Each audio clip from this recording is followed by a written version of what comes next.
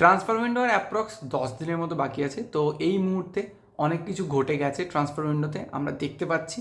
তো বেসিক্যালি যেহেতু আমি বার্সেলোনা ফ্যান, আমার সাবস্ক্রাইবার্সরা যারা আছো তোমরাও কিছুটা বার্সেলোনা সাপোর্ট করো, তো সেই জন্য আমি তোমাদের জন্য আগে বার্সেলোনার কিছু নিউজ কভার করব, তারপরে আরও কিছু ছোটো ছোটো নিউজেস আছে, যদিও সেগুলো আমাদের সাথেই লিঙ্কড। তো ফার্স্ট যেটা আসছে, যেটা নিয়ে আমি খুবই মানে কি বলবো বিরক্তি ফিল করে আছি, সেটা হচ্ছে গুন্ডোয়ানের রিলিজটা।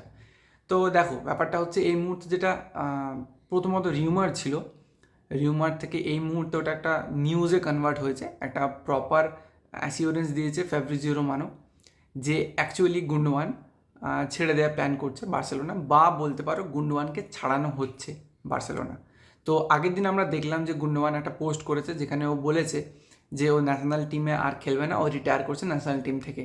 এবার বার্সেলোনায় যদি ফিরি, ড্যানি অলমোকে বার্সেলোনা সাইন করেছে, যেটার কোনো মানে ছিল না, যেটা কেন সাইন করেছে আমি জানি না। হ্যাঁ, যদি বলো গুন্ডোয়ানের রিপ্লেসমেন্ট সাইন করেছে, দ্যাট ইজ গুড, কারণ গুন্ডোয়ানের বয়স হয়েছে 34+।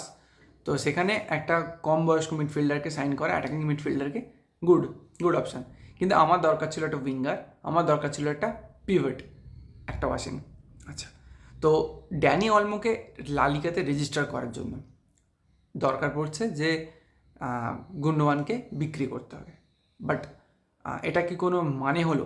গুন্ডোয়ান most probably the most efficient player on the pitch last সিজনে আমাদের বার্সেলোনা থেকে, যদি বলতে পারো যে টিমটাকে টেনেছে, যার কোনো ইঞ্জুরি রেকর্ড ছিল না, যে প্রত্যেকটা ম্যাচের জন্য অ্যাভেলেবেল ছিল, যাকে ওভার প্লে করিয়েছো তুমি, সেই প্লেয়ারটাকে তুমি এই সিজনে বেছে দিচ্ছ।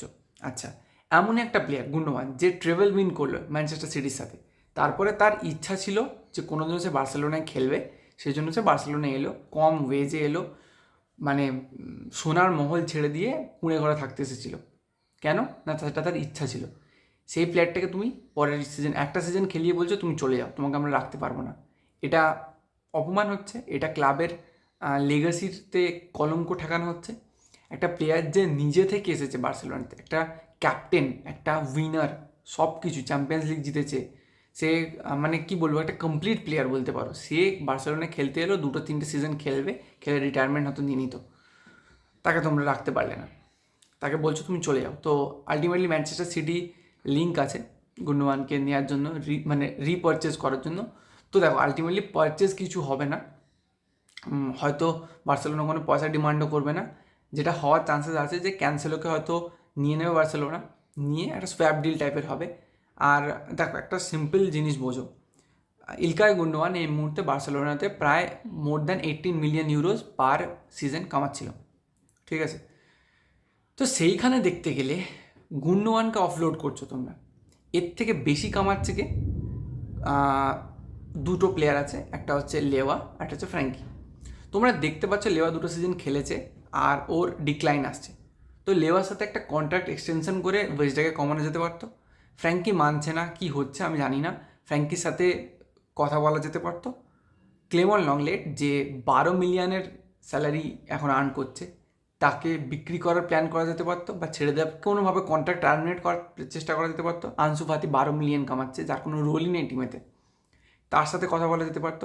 অনেক প্লেয়ার ছিল, ইভেন রোনাল্ড আরাউহো 7 মিলিয়ন কামায়, আলেহান্দ্রো বালদে 1.6 মিলিয়ন কামায়। তো এরা তো অনেক কম কামাচ্ছে, তো এদেরগুলো তো বাড়ানো উচিত না? তো এই হচ্ছে সিচুয়েশান বার্সেলোনার ম্যানেজমেন্ট, ওয়েজ ম্যানেজমেন্ট একদম জঘন্য চলছে এই মুহূর্তে, যাচ্ছে তাই হচ্ছে। তো সেই জন্য আলটিমেটলি কী হচ্ছে, আমাদেরকে গুন্ডোয়ানকে স্যাক্রিফাইস করতে হচ্ছে যাতে ড্যানি অলমোকে লালিগায় রেজিস্টার করা যায়। এই হচ্ছে আমাদের এখন কারেন্ট সিচুয়েশান। আচ্ছা, যেটা খুবই খারাপ হচ্ছে, যদি গুন্ডোয়ান আলটিমেটলি চলে যায়, সেটা বার্সেলোনার নামে একটা কলঙ্ক হবে। আচ্ছা, এরপরের যে নিউজ, এরপরের নিউজ হচ্ছে ভিতর রোকেকে বলছে যে লোনে পাঠানো হবে। আরে লোনে পাঠিয়ে লাভ নেই, তুমি ইদার পুরোপুরি বিক্রি করে দাও, না হলে ওকে এই সিজনটা হানসি ফ্লিকের আন্ডারে দাও, দেখো হানসি ফ্লিক ওকে কিছু করতে পারে নাকি, ওকে দিয়ে কিছু আউটপুট বের করতে পারে নাকি, তো এই সিজনটা দাও। তারপরে যদি না হয় তাহলে তুমি পারমানেন্টলি বিক্রি করো, লোনে পাঠিয়ে লাভ হবে না কোনো, ঠিক আছে? আচ্ছা, এটা গেল বার্সেলোনার নিউজ। আচ্ছা, এরপরে আমরা যদি অন্য নিউজে আসি, সেটা হলো জোয়া ফেলিক্স, যে আমাদেরই প্লেয়ার ছিল কিছুদিন আগে, অ্যাথলেটিকোতে রিটার্ন গেছিলো, অ্যাথলেটিকো আলটিমেটলি কী করলো, চেলসিতে বিক্রি করে দিল জোয়া ফেলিক্সকে। ওই অ্যাপ্রক্স 35-40 মিলিয়নের মতো পেয়েছে জোয়া ফেলিক্সকে বিক্রি করে। আর এটাকে এই পাখিটাও চেঁচানোর সময় পায়নি।